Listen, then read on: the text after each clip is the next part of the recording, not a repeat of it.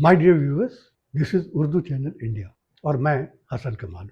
इससे पहले वाले एपिसोड में हमने आपको बताया था कि किस तरीके से डोनाल्ड ट्रंप को अपनी शिकस्त का एतराफ़ करना पड़ा। हमने आपको जो केंट के बारे में बताया। ये रिपब्लिकन पार्टी का मेंबर था और बहुत इम्पोर्टेंट मेंबर था। और आपको याद हुआ अपने इलेक्शन कैंपेन में डोनाल्ड ट्रंप ने ये कहा था, उस वक्त ये यूक्रेन का मामला चल रहा था जंग का, कि अगर मैं होता तो ये जंग कभी नहीं होती, और ये अगर मैं होता तो ये जंग होती भी नहीं और मैं होने भी नहीं देता। क्यों? क्योंकि मैं जंग मुखालिफ हूँ। अब एक अजीब व गरीब बात है, अमेरिका के इलेक्शंस में आमतौर पर औरतें डेमोक्रेट पार्टी को ज़्यादा वोट देती और ये था रिपब्लिकन पार्टी का। लेकिन जब इसने ये कहा कि मैं जंग नहीं होने दूंगा, तो अमेरिका की हिस्ट्री में बहुत कम ऐसा होता है, लेकिन ये पहली मरतबा हुआ कि अमेरिका की ख़वातीन वोटर्स ने डोनाल्ड ट्रंप को ज़बरदस्त वोट क्यों दिया। देखिए, जंग के मामले में औरतों की जो नफ्सियात है वो थोड़ी अलग होती है। वो जानते हैं कि जंग में जो लोग शरीक हो रहे हैं वो उनके ही भाई, उनके ही शौहर, उनके ही बेटे हैं। तो जब ये ऐलान किया कि मैं जंग नहीं होने दूंगा, तो पहली मरतबा वो औरतें जो डेमोक्रेट को वोट देती थी और उन्होंने पलटकर डोनाल्ड ट्रंप को वोट दिया और डोनाल्ड ट्रंप जीत गया। ये उसी वक्त था जब जोसेफ केंट इनके करीब आया, और वो इसी वजह से आया था कि ये जंग का मुखालिफ। और ये जोसेफ केंट इतना इम्पोर्टेंट आदमी था कि अपने इलेक्शन कैंपेन में जब भी डोनाल्ड ट्रंप कोई तकरीर करता था तो उसकी तकरीर करने से पहले जोसेफ केंट तकरीर करता था। इतना इम्पोर्टेंट मेंबर था, और डोनाल्ड ट्रंप की जंग की मुखालफत की वजह से वो डोनाल्ड ट्रंप के करीब आया था। उसके बाद वो रहा और बहुत दिन तक इंचार्ज रहा। तो साहब उसने इस्तीफ़ा दे दिया, और इस्तीफ़ा इसलिए नहीं दिया कि वो बीमार है या कि काम करते करते तबीयत हो गई। उसने अपने रेजिग्नेशन लेटर में डोनाल्ड ट्रंप को कहा कि ये जो आपने ईरान पे हमला किया है, ये आपकी ज़िंदगी की सबसे बड़ी बदबख्ती बनने वाली। आपको नहीं मालूम कि नेतान्याहू ने आपको फंसा दिया है, उसने ये हमला आपसे करवा दिया है। आप तो बड़े अक्लमंद बनते हैं, लेकिन उसने आपको भी पट्टी पढ़ा दी। आपको ये भी बता दिया नेतान्याहू ने कि साहब इसके बाद तो ऐसा है ना कि जब आप ईरान पर हमला करेंगे तो सारी दुनिया में शिया सुन्नी के ऐसे इख्तलाफात हैं कि दुनिया के सारे सुन्नी आपके साथ हो जाएंगे, पर ईरान का धर्म तख्ता हो जाएगा।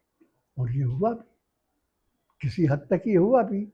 जब ईरान पे हमला हुआ तो तमाम मुस्लिम ममालिक, जिनमें सऊदी अरबिया भी है, जिनमें दूसरे ममालिक है, उन्होंने इस जंग की मुखालफत इस वजह से नहीं की कि डोनाल्ड ट्रंप और इजराइल ने हमला किया था। उन्होंने किया कि पलट में ईरान ने जो हमला किया अरब ममालिक पर, वो बहुत ख़राब था। आप बताइए, ये मुस्लिम ममालिक, ये सोकाल्ड मुस्लिम ममालिक हैं, वो आईसी वाले मुस्लिम ममालिक हैं जिन्होंने कहा कि साहब कि ये बड़ा गलत किया। और आपको मालूम है कितना झूठ बोला है। ईरान पर तो कोई क़यादत नहीं बदली सब कुछ करने के बाद, लेकिन जब ये बयान दिया कि साहब ईरान ने ये बड़ा गलत किया, आपको मालूम है ईरान ने हाल ही में अभी 2-4 दिन पहले अमेरिका के F-16 जहाज को उड़ा दिया। ये दुनिया का सबसे कीमती जहाज है। एक और जहाज उड़ा दिया उन्होंने जो यूएई में गिरा। और एक बात बताऊं, ईरान ने जो हमले किए वो सऊदी अरब या अरब की पॉपुलेशन पर नहीं किए।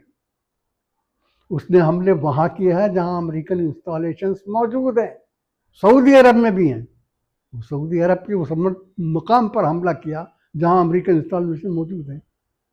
अब सऊदी अरब ने उसके जवाब में क्या किया? उन्होंने जवाब में ये किया कि साहब, उन्होंने तमाम मुस्लिम ममालिक से कहा कि अब तो हमें ईरान के ख़िलाफ़ लड़ना पड़ेगा।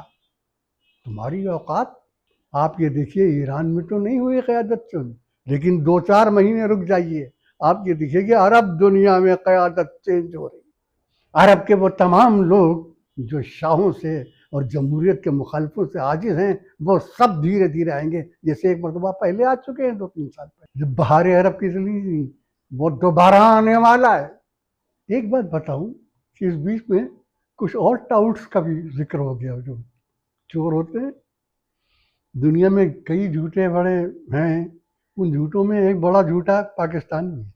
پاکستان کے اس وقت جو فرما روا ہیں فیلڈ مارشل صاحب، اکھنڈ فیلڈ مارشل، اکھنڈ کا نام استعمال کر رہا ہوں، اکھنڈ فیلڈ مارشل، ان کا یہ کہنا ہے کہ صاحب پاکستان جو ہے وہ صلح کرانے کے لیے تیار ہے، آپ ہم سے محمد ثالثی دیجیے۔ ارے تمہاری ثالثی، تمہاری یہ اوقات کہ تم جا کے ڈونلڈ ٹرمپ سے یہ کہو کہ ایران یہ کہتا ہے کہ پہلے ہی اس پر لکھ کے دو کہ تم حملہ نہیں کرو گے ایران پر دوبارہ، پہلے یہ لکھ کے دو کہ تمہارے جتنے نقصانات ہوئے ان کی تم یہ بھرپائی کرو گے، پہلے لکھ کے دو یہ سب، اس کے بغیر ہم آپ سے بات نہیں کرنا چاہیں۔ اور ان کو یہ موقع کیوں ملا کہ انہوں نے یہ بات کہی کہ ہم ثالثی کرانے کو تیار ہیں؟ اس کی وجہ یہ ہے ہمارے ہر دل عزیز پردھان منتری نریندر مودی نے غلطی کی۔